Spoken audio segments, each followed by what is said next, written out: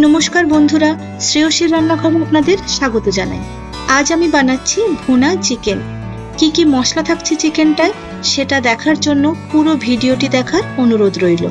রান্নাটি এত ভালো হয় খেতে, এত কথার উপর জোর এই কারণেই দিলাম কারণ সত্যিই অসাধারণ রান্না।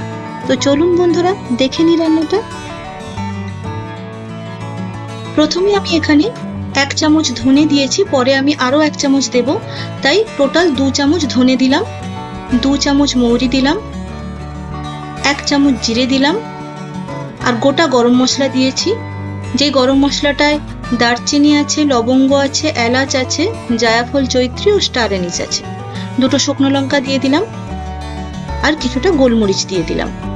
দিয়ে আমি মশলাটাকে ভালো করে ভেজে নেব।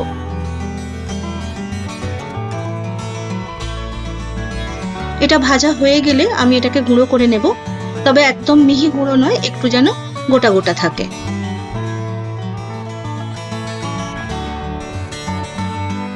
এইবারে আমি এখানে 1.5 কিলো মতো চিকেন নিয়েছি। চিকেনে আমি স্বাদ মতো নুন দিয়েছি,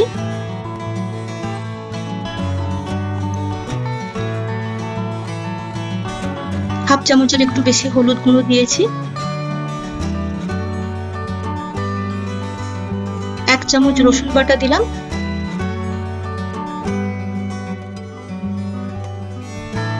1 চামচ আদা বাটা দিলাম আর একটা ছোট্ট বাটির পুরো বাটি মানে 50 গ্রাম মতো দই দিয়েছি। আর যে মশলাটা আমি ভেজে রেখেছিলাম সেটা যে গুঁড়ো করে নিয়েছি তার কিছুটা অংশ আমি এখানে ম্যারিনেশনে দিয়ে দিলাম। দিয়ে ভালো করে ম্যারিনেট করে নিয়েছি চিকেনটা। মোটামুটি 15 মিনিট রাখলেই হয়ে যাবে। এরপর আমি কড়াইতে তেল দিলাম 10 চামচ মতন। এবার আমি ফোড়ন হিসেবে দিয়েছি কিছুটা মৌরি, হাফ চামচ মতো জিরে দিয়েছি, 2টো তেজপাতা দিয়েছি আর কাঁচা লঙ্কা কুচি দিয়েছি। এটা একটু ভালো করে নেড়ে নেব। এই মশলাগুলো দেওয়ার সাথে সাথেই কিন্তু অপূর্ব একটা গন্ধ বেরোবে।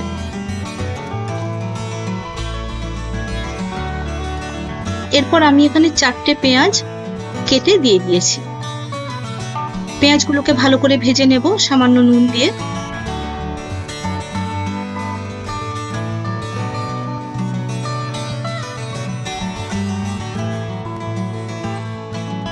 পেঁয়াজটা মোটামুটি ভাজা হয়ে গেছে।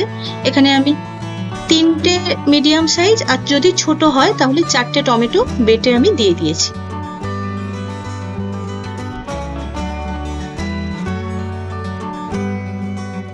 এরপর আমি 2 চামচ কাশ্মীরি মির্চ দিলাম, আমি আর হলুদ দিলাম না।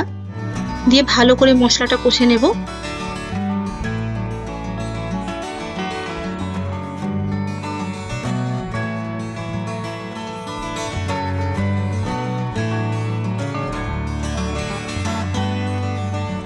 বাটির জলটাও একটু দিয়ে দিলাম মশলা ধুয়ে।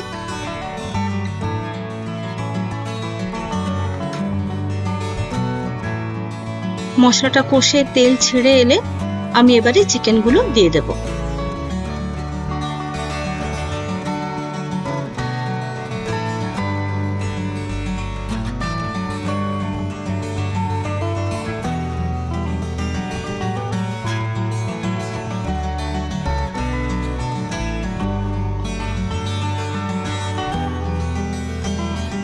এরপরে ভালো করে আমি চিকেনগুলোকে মশলার সাথে মিশিয়ে নেব।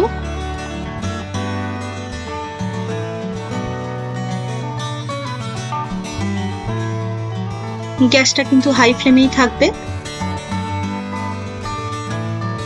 তবে কন্টিনিউ কষতে থাকবে, না হলে তলায় লেগে যাবে।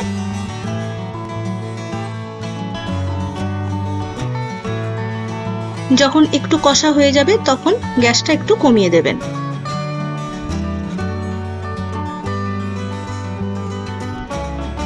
এরপর আমি চিনি দিয়ে দিলাম 2 চামচ। দিয়ে চিনিটা ভালো করে মিশিয়ে নেব।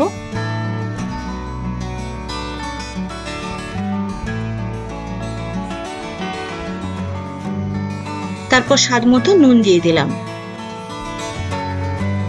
প্রথমে পেঁয়াজে নুন দিয়েছিলাম তো সেই হিসেবে দিতে হবে।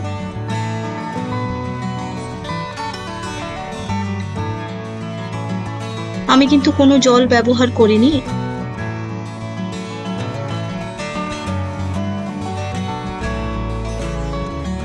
এরপর ওই যে ভাজা মশলার বাকি অংশটা সেটা আমি দিয়ে দিলাম।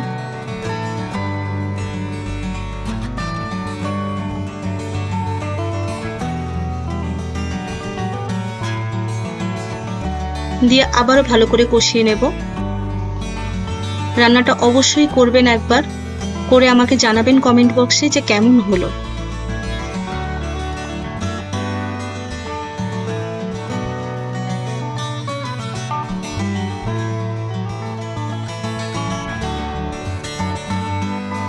মোটামুটি রান্নাটা আমার শেষের পথে। আমি 1 চামচ কসুরি মেথি দিয়ে দিলাম, তবে এটা রোস্টেড নয়, এমনি কসুরি মেথি।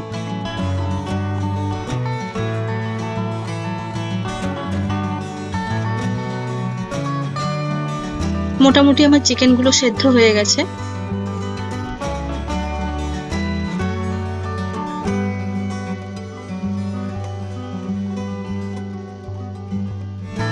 চিকেন থেকে তেলও ছেড়ে এসছে, আমি কোনো রকম জল ইউজ করিনি এখানে।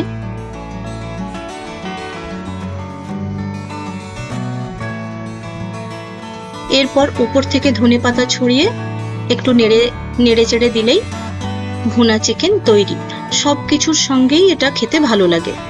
যদি আমার রান্নাটা আপনাদের ভালো লেগে থাকে তাহলে আমার চ্যানেলটা সাবস্ক্রাইব করতে ও ভিডিওটিতে একটি লাইক দিতে ভুলবেন না। আগামী দিনে আরো অনেক রান্না আসবে, তো আমার চ্যানেলটা পারলে একবার ভিজিট করবেন। ধন্যবাদ।